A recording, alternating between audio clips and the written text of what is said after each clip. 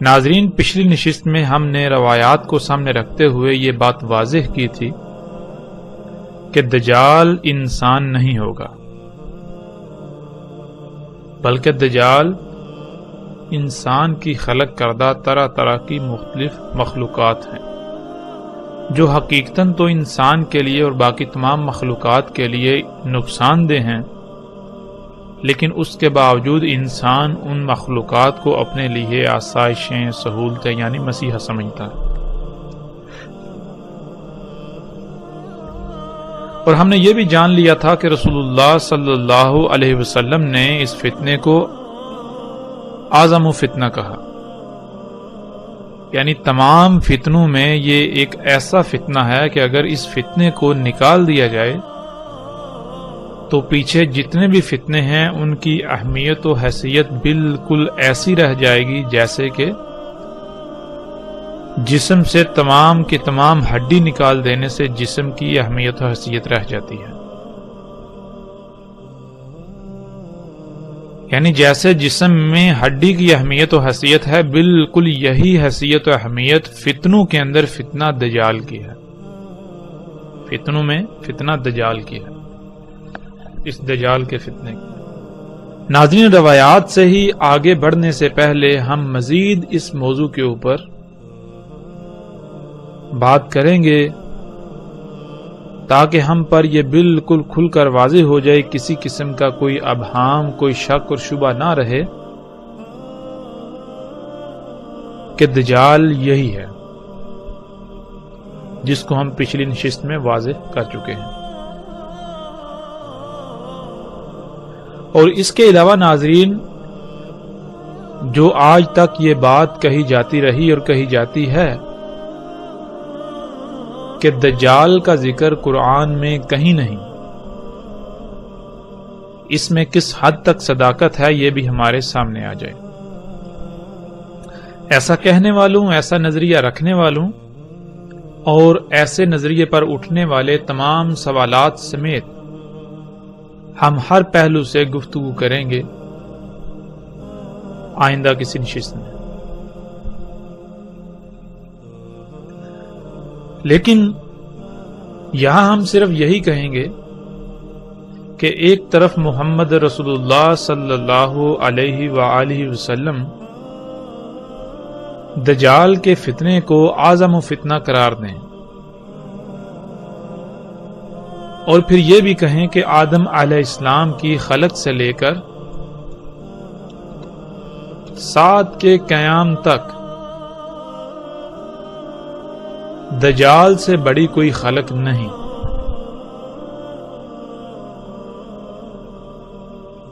جیسا کہ ہم اس روایت میں دیکھ سکتے ہیں، رسول اللہ صلی اللہ علیہ وآلہ وسلم نے کہا، آدم علیہ السلام کی خلق سے لے کر سات کے قائم ہونے تک دجال سے بڑی کوئی خلق نہیں۔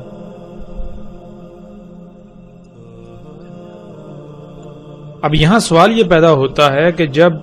آدم علیہ السلام کی خلق سے لے کر سات کے قیام تک دجال سے بڑی کوئی خلق نہیں، اور فتنوں میں دجال کا فتنہ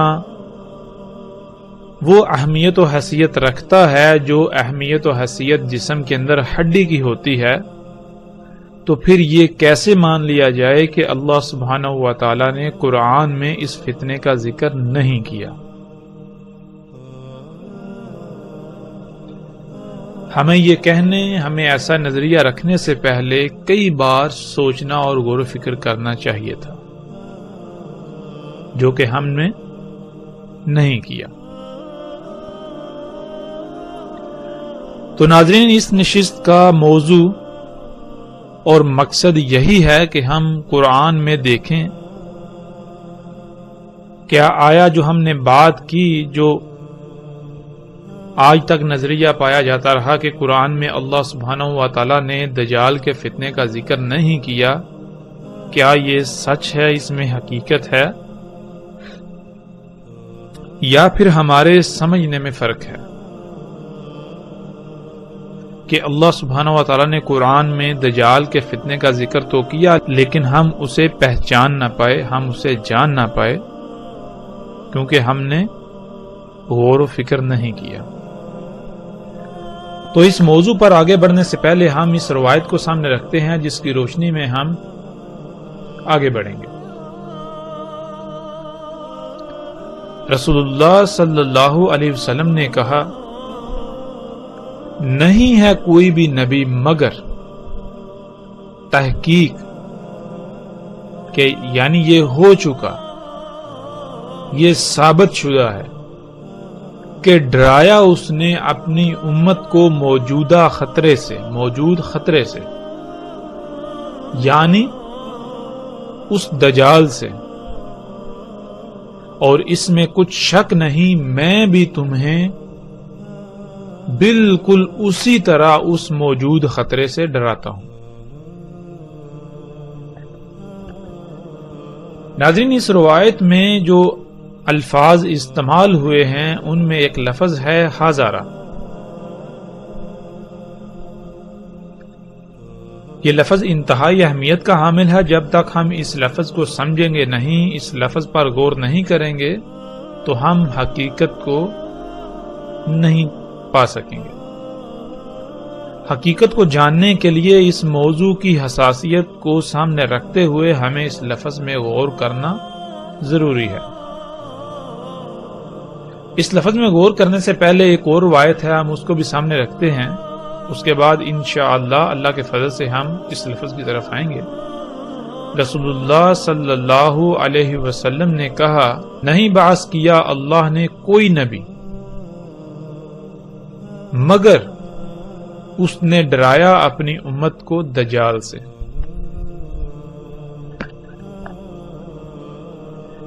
ان دونوں روایات میں ہم دیکھ سکتے ہیں، پہلی روایت میں لفظ حاضرہ استعمال ہوا ہے اور دوسری روایت میں لفظ انذر ناظرہ استعمال ہوا ہے۔ ناظرہ کہتے ہیں ایسا ممکنہ خطرہ جو قریب آ چکا ہے، اس سے پہلے ہی متنبہ کر دینے کو، اور حاضرہ کہتے ہیں ایسا خطرہ جو موجود ہے، جو موجود خطرہ اس سے ڈرانا، جیسا کہ ہم اس لفظ کو قرآن سے بھی سمجھ لیتے ہیں، اور اس آیت میں ہم دیکھ سکتے ہیں اللہ سبحانہ و تعالیٰ کہتے ہیں، یا جیسے گہرے بادلوں کا طوفان آئے آسمان سے، اس میں ہوں اندھیرے اور زوردار گرج اور چمکتی بجلی، کر لیتے ہیں اپنی انگلیوں کو اپنے کانوں میں اس کڑک سے موت کے ڈر سے۔ تو عربی میں ہم دیکھ سکتے ہیں جو الفاظ استعمال ہوئے ہیں وہ ہے حاضر الموت۔ تو اس آیت میں پیچھے ہم دیکھ سکتے ہیں اللہ سبحانہ و تعالیٰ جو مثال بیان کر رہے ہیں اس میں کیا ہے کہ اچانک جب انتہائی گہرے کالے بادل آ جاتے ہیں اور طوفان آ جاتا ہے، پھر ان میں زوردار جب گرج پیدا ہوتی ہے اور بجلی چمکتی ہے، تو اس وقت بالکل یہی احساس ہوتا ہے کہ ابھی موت آئی۔ تو وہ جو ڈر ہوتا ہے، کیا وہ ڈر مستقبل کا ہوتا ہے؟ مستقبل کے لیے اگر کہا جائے گا تو اس کے لیے لفظ خوف استعمال ہوگا، نہ کہ حاضرہ۔ خوف کہتے ہیں جو مستقبل میں پیش آنے والا خطرہ ہو، اس سے لاحق ڈر کو۔ تو حاضرہ کہتے ہیں جو موجودہ خطرہ ہو، جو خطرہ سر پر موجود ہو، جو خطرہ سامنے ہو، جو خطرہ آنکھوں کے سامنے ہو، اس سے ڈرانا، اس سے ڈرنا حاضرہ لفظ استعمال ہوتا ہے۔ تو کوئی بھی نبی ایسا نہیں گزرا جس نے اپنی امت کو دجال سے نہ ڈرایا ہو۔ جب لفظ حاضر آ گیا تو اس کا مطلب کیا ہے کہ ہر نبی کی موجودگی میں یہ فتنہ موجود تھا۔ ہر نبی کی موجودگی میں دجال کا فتنہ موجود تھا، جس سے ہر نبی نے اپنی امت کو، اپنی قوم کو دجال سے ڈرایا۔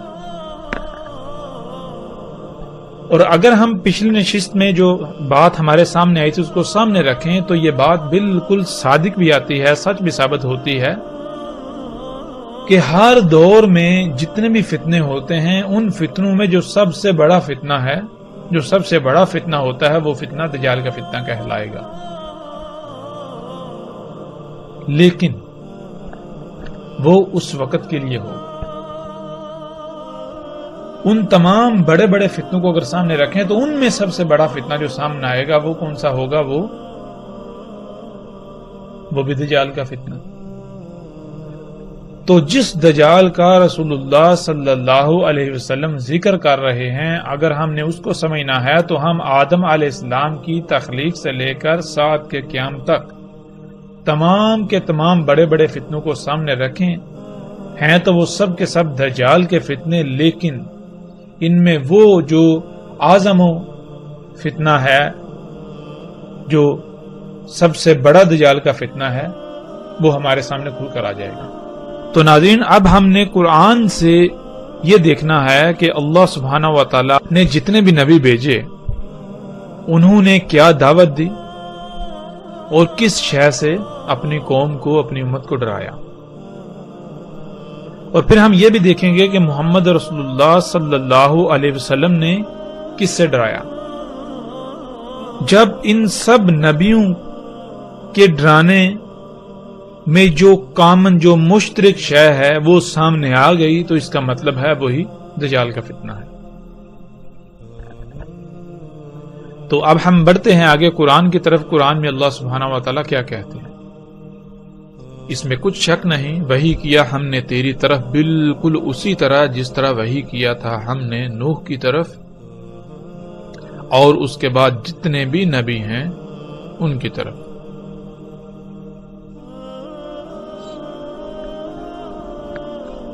اس آیت میں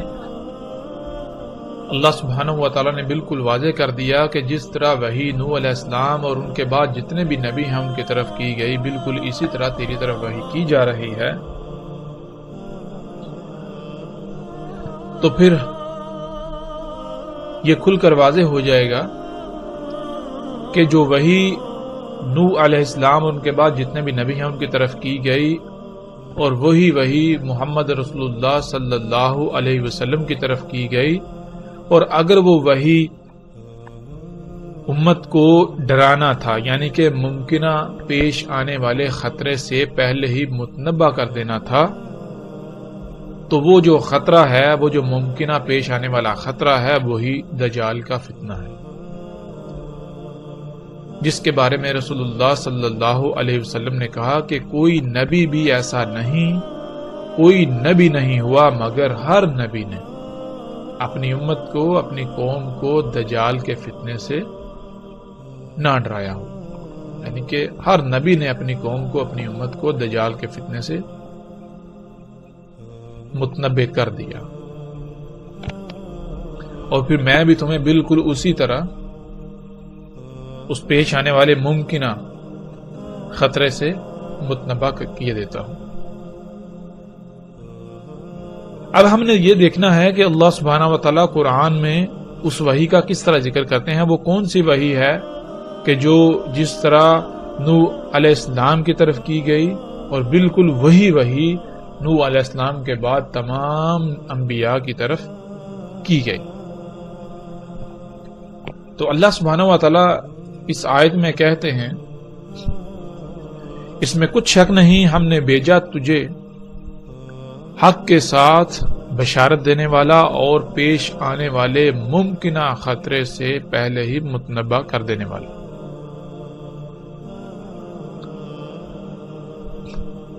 اور نہیں کوئی بھی امتوں میں سے امت مگر گزر چکا ان تمام کی تمام امتوں میں پیش آنے والے ممکنہ خطرے سے متنبع کر دینے والا۔ تو اس آیت میں اللہ سبحانہ و تعالیٰ نے یہ بات بالکل کھول کر واضح کر دی کہ ہم تیری طرف کیا وحی کر رہے ہیں، ہم نے تمہیں کس مقصد کے لیے بھیجا، ہم نے تجھے بھیجا حق کے ساتھ. حق کے ساتھ کیا ہے؟ حق کسے کہتے ہیں؟ انشاءاللہ اللہ کے فضل سے جب ہم آگے بڑھیں گے تو اس کی بھی مزید کھل کر وضاحت ہو جائے گی. لیکن یہاں جو چیز ہم نے سمجھنی ہے وہ یہ کہ اللہ سبحانہ و تعالیٰ نے کہا کہ ہم نے تجھے بھیجا بشارت دینے والا اور مستقبل میں پیش آنے والے ممکنہ خطرے سے متنبع کر دینے والا.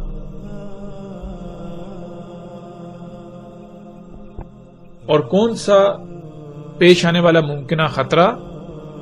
جو انسانوں کے اپنے ہی اعمال کے سبب قریب آ چکا ہے، جو انسانوں کے اپنے کیے ہوئے اعمال کا رد عمل ہے. اور پھر اللہ سبحانہ وتعالیٰ کہہ رہے ہیں کہ جتنی بھی امتیں پہلے گزر چکی، جتنی بھی، کوئی ایک بھی امت ایسی نہیں کہ جس میں نبا کرنے والا نہ گزر چکا ہو، یعنی گزر چکا ہے. تو اب ہم یہ دیکھتے ہیں کہ جب پچھلی تمام کی تمام امتوں میں ان امتوں کے اعمال کے سبب جو خطرہ ان کے سر پر آ چکا، جو خطرہ ان کو لاحق تھا، جب انہیں اس ممکنہ خطرے سے متنبع کرنے والا بھیجا، اس نے دعوت دی، تو کیا اس قوم نے، کیا ان امتوں نے اللہ کے بھیجے ہوئے کی اس دعوت کو تسلیم کر لیا؟ اس ممکنہ خطرے کو بانپ کر اس سے بچ گئے؟ جو اس خطرے سے بچنے کے لیے درکار تھا، جو ہدایات اللہ سبحانہ و تعالیٰ نے اس خطرے سے بچنے کے لیے دی، کیا آیا ان ہدایات کو تسلیم کر لیا گیا؟ ان ہدایات کو تسلیم کر کے ان پر عمل کر لیا گیا اور اپنی سابقہ روش کو ترک کر دیا گیا؟ تو اس کا جواب بھی اللہ سبحانہ و تعالیٰ دے دیتے ہیں. اور اگر تیری تکذیب کی جائے گی، یعنی اگر یہ تجھے جھٹلا دیں گے کہ جو تو انہیں ان کے اعمال کے سبب پیش آنے والے ممکنہ خطرے سے پہلے ہی متنبع کر رہا ہے، اس سے بچنے کے لیے ان کو ہدایات دے رہا ہے، اگر انہوں نے تیری دعوت کو تسلیم نہ کرتے ہوئے اپنے انہی اعمال کو جاری رکھا، اپنی اسی روش پر قائم رہے، اسے ترک نہ کیا، تو پھر ان کے ساتھ کیا ہوگا؟ اس کا جواب بھی اللہ سبحانہ وتعالی آیت کے اگلے حصے میں دے دیتے ہیں. پس تحقیق، یعنی کہ ایسا ہو چکا، ان سے پہلے جو تھے، جو لوگ ان سے پہلے تھے، جو قومیں، جو امتیں ان سے پہلے تھی، وہ بھی تکذیب کر چکے. جب آئے ان کے پاس ان کے رسول، جب ان کے پاس آئے اللہ کے بھیجے ہوئے بینات کے ساتھ، بینات کہتے ہیں سب کچھ ہر لحاظ سے کھول کھول کر رکھ دینے والے، جب ان کے پاس آئے اللہ کے بھیجے ہوئے جنہوں نے ان قوموں کے، ان لوگوں کے اعمال کو کھول کھول کر رکھ دیا کہ جو کچھ تم کر رہے ہو یہ کیا ہے، ان کے نتائج کیا نکلنے والے ہیں، یہ تمہارے جو اعمال ہیں ان اعمال کے نتائج کیا نکلنے والے ہیں، ان اعمال کا رد عمل کیا ہے، وہ کتنا دور ہے. جب انہوں نے سب کچھ کھول کھول کر رکھ دیا کہ جس کو تم اصلاح کہہ رہے ہو، جس کو تم اپنے لیے آسانیاں، فائدے، آسائشیں کہہ رہے ہو، یہ اصلاح نہیں ہے، یہ آسانیاں، فائدے نہیں ہیں، یہ فساد ہے، یہ تمہارے لیے تباہی ہے. تمہارے ان اعمال کے سبب ایک بہت بڑا خطرہ جو تمہارے سر پر منڈلا رہا ہے، اگر تم نے اپنے انہی اعمال کو جاری رکھا تو وہ تمہیں آ لے گا. تو انہوں نے کیا کیا؟ انہوں نے ان کی اس دعوت کو تسلیم کرنے سے انکار کر دیا اور اپنی اسی روش کو برقرار رکھا. اور وہ آئے زبر کے ساتھ اور کتاب المنیر کے ساتھ. زبر کسے کہتے ہیں؟ زبر کہتے ہیں ٹکڑوں کو. جو اللہ کے بھیجے ہوئے تھے وہ کیا کرتے تھے کہ وہ اس وقت جو کچھ ہو رہا تھا، جو تباہیاں مچائی ہوئی تھی، جو فساد انسان کر رہے تھے، جو اعمال کر رہے تھے، ان کو کھول کھول کر رکھ دینے کے لیے وہ کچھ نہ کچھ لکھ کر سامنے لے آتے تھے. وہ ٹکڑوں کی صورت میں سامنے لاتے رہتے تھے. اور کتاب المنیر، اور وہ جو ان کے ٹکڑے تھے وہ کیا تھے؟ وہ کتاب منیر تھی. وہ ایسی کتاب، وہ ایسا کتب ہوا تھا جو بالکل روشن کر دینے والا تھا، سب کچھ واضح کر دینے والا تھا۔ تو اب یہاں یہ سوال پیدا ہوتا ہے کہ کیا ان قوموں نے، ان امتوں نے اللہ کے بھیجے ہوں کی دعوت کو تسلیم کر لیا، مان لیا، اور اپنے ان اعمال کو ترک کر دیا جن اعمال کے سبب ایک خطرہ جو ہے پیش آنے والا، ممکنہ خطرہ جو ان کے سر پر آ چکا ہوا تھا، جس سے انہیں متنبہ کیا جا رہا تھا۔ تو اس کا جواب بھی اللہ سبحانہ و تعالیٰ نے اسی آیت میں دے دیا۔ اللہ سبحانہ و تعالیٰ نے پہلے ہی کہہ دیا کہ اگر یہ تیری تکذیب کریں گے، یہ تیری دعوت کو تسلیم نہیں کریں گے، جو تو انہیں کہہ رہا ہے یہ نہیں مانیں گے، یہ کہیں گے کہ ہم فساد میں اصلاح ہی کر رہے ہیں، ہم جو کچھ کر رہے ہیں یہ آسانیاں، سہولتیں، فائدے ہیں، یہ کوئی خطرہ ان سے نہیں ہے ہمیں، تو پھر ایسا ان سے پہلے ہو چکا، ان سے پہلے جو قومیں تھیں، ان سے پہلے جو امتیں تھیں جن میں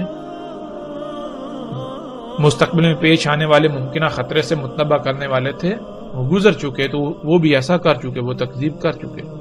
جب وہ تکذیب کر چکے، انہوں نے اللہ کے بھیجے ہوں کی دعوت کو تسلیم نہ کیا، اپنے اعمال کو ترک نہ کیا، تو کیا پھر ان کے اعمال کے سبب جو ان کے اعمال کا رد عمل تھا، ان کے اعمال کا رد عمل کا جو پیش آنے والا ممکنہ خطرہ تھا، کیا اس نے انہیں آ لیا؟ تو اس کا جواب بھی اللہ سبحانہ و تعالیٰ آگے کھل کر دے دیتے ہیں۔ اللہ سبحانہ و تعالیٰ کہتے ہیں،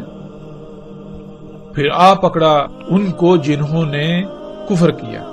یعنی کہ جن لوگوں نے تکذیب کی، جن قوموں نے تکذیب کی، پھر ان کی تکذیب کا نتیجہ بھی انہوں نے دیکھ لیا۔ ان کے اعمال کے سبب پیش آنے والے ممکنہ خطرے سے متنبہ کیا جا رہا تھا، جب وہ متنبہ نہ ہوئے، جب انہوں نے اس دعوت کو تسلیم نہ کیا، تکذیب ہی کی، تو پھر کیا ہوا؟ پھر اس پیش آنے والے ممکنہ خطرے نے انہیں آ پکڑا لی۔ پھر اس آیت میں آگے اللہ سبحانہ و تعالیٰ کہتے ہیں، پس کیسا تھا ان کی اس تکذیب کے سبب ان کا پکڑا جانا، ان پر جو پکڑ آئی وہ کیسی تھی؟ تو یہاں تک یہ بات کھل کر واضح ہو جاتی ہے کہ اللہ سبحانہ و تعالیٰ نے جتنے بھی نبی و رسول بھیجے، ان تمام کے تمام نے ان قوموں، ان امتوں کے اپنے ہی کیے ہوئے اعمال، اپنے ہوئی ہاتھوں سے کیے ہوئے اعمال کے سبب جو ان اعمال کا رد عمل تھا، وہ رد عمل ایک بہت بڑا خطرہ تھا ان قوموں کے لیے، جس سے انہیں پہلے ہی متنبہ کیا گیا کہ اے لوگو، اے قوموں، جو کچھ تم کر رہے ہو،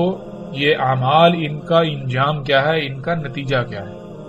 ان کا نتیجہ یہ ہے کہ جو کچھ تم کر رہے ہو، ان اعمال کے سبب ایک بہت بڑی تباہی تمہارے سر پر مسلط ہوگی، ایک بہت بڑی تباہی تم پر مسلط ہوگی۔ تمہارے لیے بہتر یہ ہے کہ تم ان اعمال کو ترک کر دو، ورنہ پھر تم اس تباہی کا شکار ہو جاؤ گے۔ یہی وہ دجال کا فتنہ تھا جس کا وہ شکار ہو گئے۔ اور پھر اللہ سبحانہ و تعالیٰ نے پیچھے جو آیات گزری ان میں بالکل واضح کر دیا کہ اور اگر یہ تیری تکذیب کریں گے، اور قرآن کا اسلوب ایسا ہے کہ اللہ سبحانہ و تعالیٰ گویا کہ یہ کہہ رہے ہیں کہ یہ تیری تکذیب کریں گے، یہ بھی تیری اسی طرح تکذیب کریں گے جیسے تو اس سے پہلے رسولوں کی ہو چکی، جیسے اس سے پہلے امتیں تکذیب کر چکی، بالکل اسی طرح یہ امت بھی، یہ قوم بھی تکذیب کرے گی، یہ اس دعوت کو تسلیم نہیں کرے گی، یہ اپنی اسی روش کو جاری رکھے گی۔ پھر جب یہ اپنی ان اعمال کو جاری رکھے گی، اپنی اسی روش پر قائم رہے گی، تو ان کے اعمال کے سبب وہ ممکنہ خطرہ جس سے انہیں متنبہ کیا جا رہا ہے وہ ان پر آ پڑے گا۔ پھر آگے اللہ سبحانہ و تعالیٰ کہتے ہیں، اور نہیں بھیجا ہم نے تجھ سے پہلے رسولوں میں سے کوئی بھی رسول مگر اس کی طرف ہم نے یہی وحی کیا کہ اس میں کچھ شک نہیں، کوئی بھی ایسی ذات نہیں کہ جس کی غلامی کی جائے، جس کی بات مانی جائے، مگر سوائے میرے، بس میری ہی غلامی کرو، بس صرف اور صرف میری ہی بات مانی.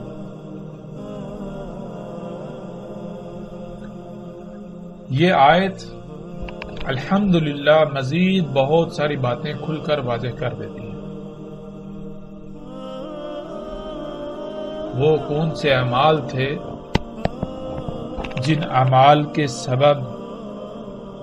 ممکنہ پیش آنے والے خطرے سے متنبہ کیے جا رہا تھا. جب وہ قومیں متنبہ نہ ہوئیں تو پھر اس کا شکار ہو گئیں. اس کی وجہ کیا تھی؟ اس کی وجہ یہ تھی کہ اللہ سبحانہ و تعالیٰ کہتے ہیں کہ تجھ سے پہلے کوئی رسول نہیں بھیجا، کوئی بھی ایسا بھیجا ہوا نہیں، مگر یعنی کہ جتنے بھی رسول بھیجے گئے ہر رسول کی طرف اللہ نے اپنے ہر بھیجے ہوئے کی طرف یہی وحی کیا کہ اپنی قوم سے کہو، ان لوگوں سے کہو، اپنی امت سے کہو کہ اس میں کچھ شک نہیں، اللہ کے علاوہ کوئی الہ نہیں. الہ کہتے ہیں ایسی ذات کو جس کی بات مانی جائے، جس کی غلامی کی جائے، جس کے پیچھے چلا جائے، جس کی مرضی سے رائے برابر بھی عمل کرنا. تو کوئی بھی اللہ کے علاوہ ایسی ذات نہیں ہے جس کی مرضی، جس کے حکم سے رائے برابر بھی عمل کیا جائے. اگر تم نے کوئی رائے برابر بھی عمل کرنا ہے تو وہ صرف اور صرف اللہ ہی کے حکم کے مطابق کرنا ہے، اللہ ہی کی مرضی سے کرنا ہے.